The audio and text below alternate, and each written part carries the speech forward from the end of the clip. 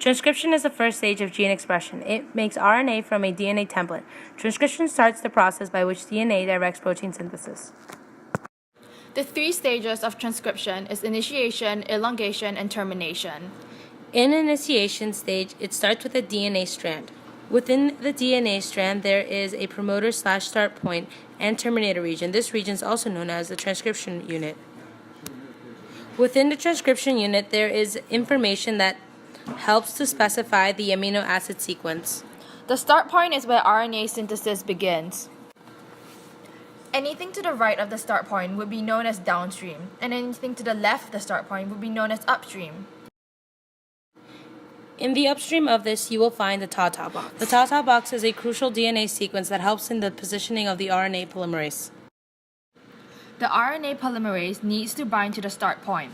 This process is mediated with the help of transcription factors. Transcription factors include 5 different proteins. The grouping of the transcription factors and the RNA polymerase II are known as the transcription initiation complex. RNA polymerase starts transcription at 40 through 60 nucleotides per second. The elongation stage is now in process. The DNA continues to unwind while the RNA polymerase slides down the DNA and makes the RNA transcript, which is also known as the pre-RNA.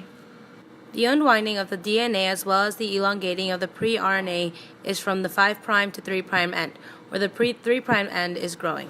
This exposes about 10 to 20 DNA nucleotides for pairing with the RNA nucleotides. After the pre-RNA is created, the DNA strands then reform a double helix. Here, proteins are also released. A single gene can be transcribed simultaneously by several molecules of the RNA polymerase. Now, the termination process starts. Here, the RNA polymerase unbinds from the DNA. RNA polymerase II transcribes a sequence which codes for a polyadenylation signal. 10 through 30 nucleotides downstream from this signal, proteins cut the pre-mRNA free from the polymerase. Now, the pre-mRNA strands are processed. Enzymes in the nucleus modify the pre-mRNA before it is dispatched into the cytoplasm. How this happens is that the ends of the mRNA are modified in a particular way.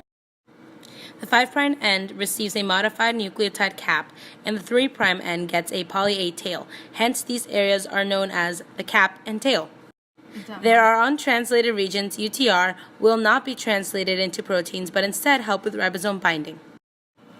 The cap and tail functions are as follows. 1. To help the strand leave the nucleus. 2. To protect the strand from damage. And 3. To help the ribosome attach once the strand is in the cytoplasm. Next, RNA splicing occurs. RNA splicing is essentially a cut and paste job. It removes portions of the RNA molecule known as introns and exons. Introns are non-coding segments that lie between coding regions. They are intervening sequences that are cut out. Exons are the other regions that will be eventually expressed and translated into the amino acid sequence. The exons are spliced together and will end up exiting the nucleus. This splicing process is accomplished by spliceosomes. Spliceosomes consist of a variety of proteins and several small nuclear ribonucleoproteins, or SNRPs.